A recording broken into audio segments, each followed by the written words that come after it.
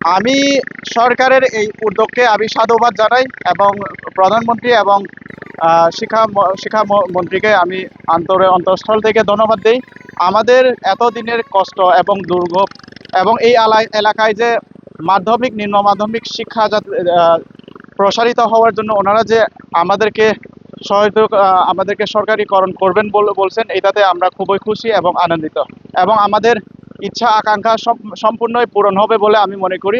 আমাদের ইচ্ছা আকাঙ্ক্ষা হচ্ছে এরকম যে আমরা নিয়মিত বেতন পাবো, প্লাস আমরা শিক্ষক ডরমেটরি এবং ছাত্রছাত্রীদের জন্য ছাত্রাবাস, কারণ এখানে দুর্গম এবং যাতায়াতের খুবই সমস্যা। হোস্টেল কেন্দ্রিক ছাড়া এই স্কুল এবং এখানকার ছাত্রছাত্রী বাড়ানো অসম্ভব এবং একাডেমিক ভবন সহ সরকার যদি আমাদেরকে পূর্ণাঙ্গভাবে যদি দেয়, তাহলে এই এলাকায় ঝরে পড়া মাধ্যমিক নিম্ন মাধ্যমিক সব ঝরে পড়াগুলো রোধ হবে বলে আমি আশাবাদ ব্যক্ত করি। আমাদের তিনলু দক্ষিণ পাড়া মানে সরকারি, আমাদের হাই স্কুলে সরকারি ঘোষণা দিয়েছেন, আরো আমরা অনেক খুশি। কারণ আমাদের ছেলে মেয়েরা আরো আরো উন্নতি হবে, কারণ এদিক সেদিকে আর যাওয়া হবে না, এদিকে থাকবো।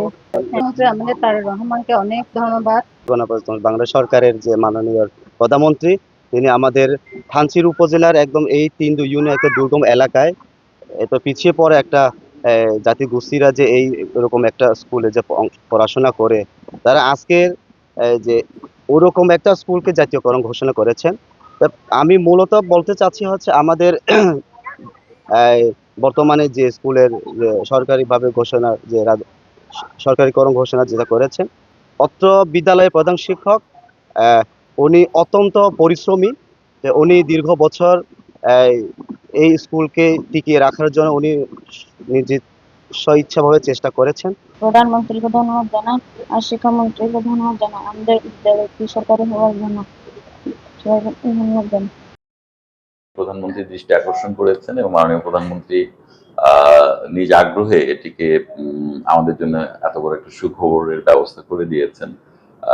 এটার জন্য মাননীয় প্রধানমন্ত্রীর কাছে প্রশাসন তো তেমন কিছু না, পুরো বান্দরবানবাসীর পক্ষ থেকে আসলে কৃতজ্ঞতা জানাই।